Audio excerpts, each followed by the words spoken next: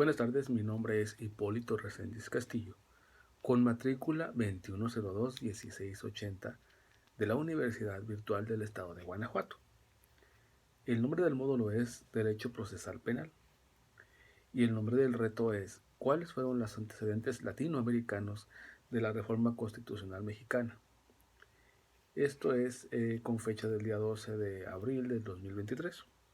En esta cuestión voy a exponer lo que se dice del texto del autor, que es Máximo Lancha, titulado Revolución en el proceso penal latinoamericano, difusión de ideas legales desde la periferia, Centro de Estudios de Justicia de las Américas. La pregunta aquí que nos están pidiendo es, ¿a qué se refiere el autor cuando afirma que las reformas en materia de justicia penal se difundieron desde la periferia? Eso se refiere a que la justicia penal siempre se ha impartido y difundido del centro hacia la periferia, es decir, a países desarrollados, a países en desarrollo, de occidente a oriente o de norte a sur. Eso es como resultado exclusivo de las dinámicas domésticas de los países adoptantes por las condiciones reales en las que se dan los delitos, que también varían de manera considerable, dejando de lado muchas inconformidades en su aplicación, por lo que desde hace largos años en la lucha han sufrido varias reformas de su origen.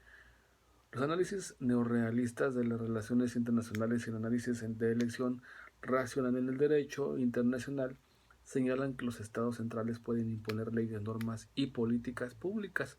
sobre otros estados centrales. Pueden imponer leyes, normas y políticas en las que las amenazas u otros incentivos para avanzar en sus propios intereses materiales. El análisis neonarcisista sugiere que la difusión puede ocurrir mediante la presión del capital internacional sobre países centrales y periféricos a través de la expansión del capitalismo mundial, la teoría evolutiva, el funcionalismo y la teoría liberal de las relaciones internacionales, que enfatiza la idea de que los estados pueden adoptar leyes, normas y políticas públicas similares en respuestas a problemas de procesos políticos, sociales o estímulos externos similares. La difusión desde la periferia es, en este modelo, los actores y países periféricos o semiperiféricos articulan y tienen un rol crucial en la difusión de leyes, normas y políticas públicas a otros países centrales y periféricos, es decir, de países desarrollados a países en desarrollo, de occidente a oriente, de norte a sur, como resultado de las dinámicas domésticas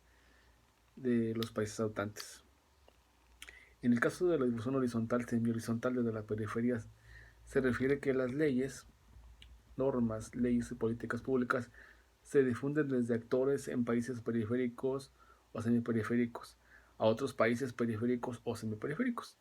Sin participación sustancial de actores de países centrales, los actores de países periféricos establecen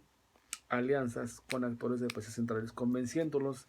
de las virtudes que traerán una reforma, y los actores de los países centrales traen entonces su promoción, su presión y sus recursos a otros recursos países periféricos o semiperiféricos para avanzar sobre las reformas.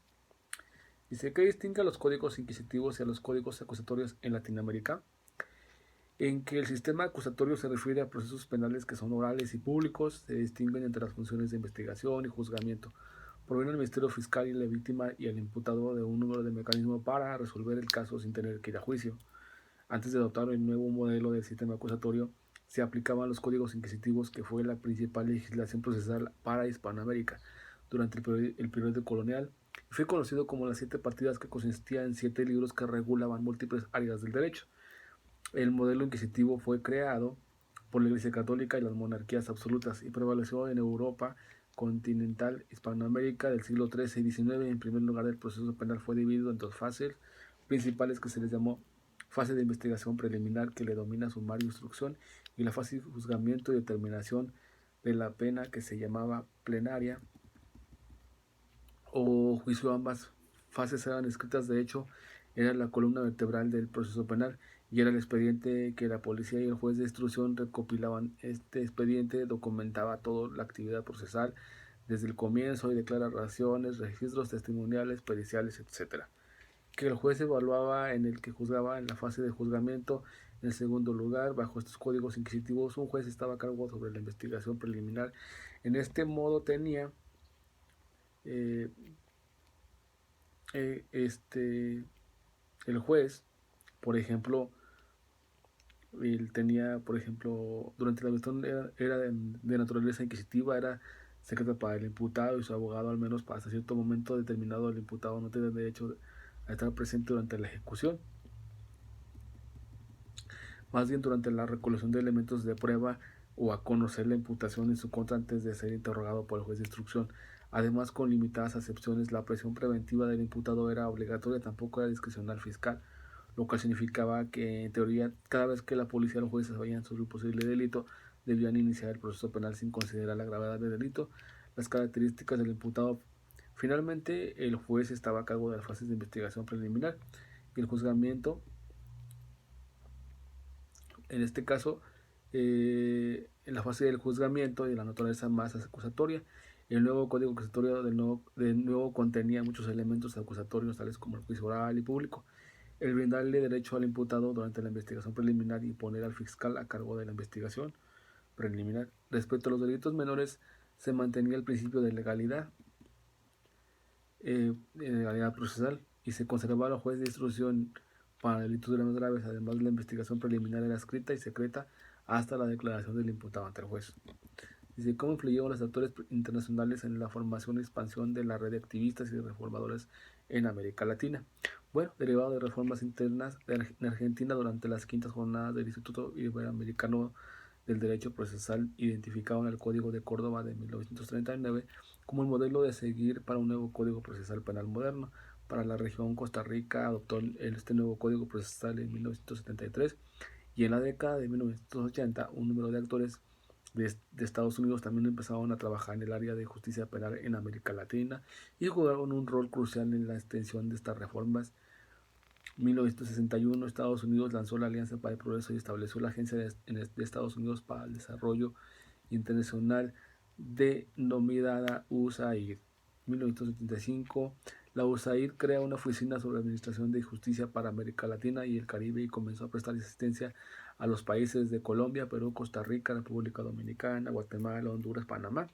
y Perú. Esa asistencia incluyó cursos para jueces, fiscales, oficiales de policía y asistencia técnica para manejo de casos legales, administrativos, bibliotecas jurídicas y la producción de materiales y herramientas para el Poder Judicial. Así, los programas de reforma judicial patrocinados en Estados Unidos se expandieron en América Latina durante la segunda mitad de los años 80. El comienzo de los 90 estaba entrando al 2000. Se consolida la red de expertos activistas del sur. Durante los años 80 y 90, una importante red sobre el proceso penal surgió en la región de Latinoamérica. El trabajo de esta red ha sido un factor significativo en la diseminación de los códigos acusatorios. Los miembros de esta red han sido actores latinoamericanos trabajando sobre el sistema de justicia penal. Han sido abogados, fiscales, jueces, profesores, legisladores, consultores, estudiantes, funcionarios del poder ejecutivo y oficiales de agencias internacionales. Esto no es una red gubernamental transnacional, ya que los miembros no han sido funcionarios públicos, sino es una comunidad epistémica, por lo que los abogados no se consideran como científicos, dado que es una red híbrido, sino es una red de apoyo de movimiento social y no una red de apoyo de expertos activistas. El apoyo adicional de las agencias de cooperación internacional y los bancos también han contribuido a las olas de reformas y proveen fondos, viajes y actividades de la red, permitiendo un número de miembros de la red poder vivir en un trabajo de apoyo de la reforma. También se fundó una red de centros de investigación y consultoría sobre la justicia penal con relaciones a la sociedad civil. Esta ola de reforma penales acusatorias, en un caso de difusión desde la periferia, porque los abogados latinoamericanos de esta red son activistas del sur, como los actores intelectuales y promotores cruciales de la reforma. Ellos propusieron el reemplazo del código adquisitivo por acusatorio como una solución número de problemas y participaron de la redacción de los códigos de su implementación y abogados por las reformas a lo largo de la región de la USAID y otros actores internacionales. Bueno, pues en esta conclusión puedo exponer que la relación que existe entre el texto del autor Mariano Langer y la reforma constitucional en materia de seguridad pública y la justicia penal en México es que México forma parte de un país periférico, al igual que todos los países latinoamericanos, y la reforma constitucional forma parte de todos los trabajos realizados en los demás realizados de los países del sur, en contra del modelo inquisitivo y apegado en hacer valer la defensa de los derechos del individuo. Es por ello que en México se tuvo la necesidad de adoptar el modelo de sistema acusatorio para hacer valer los derechos humanos.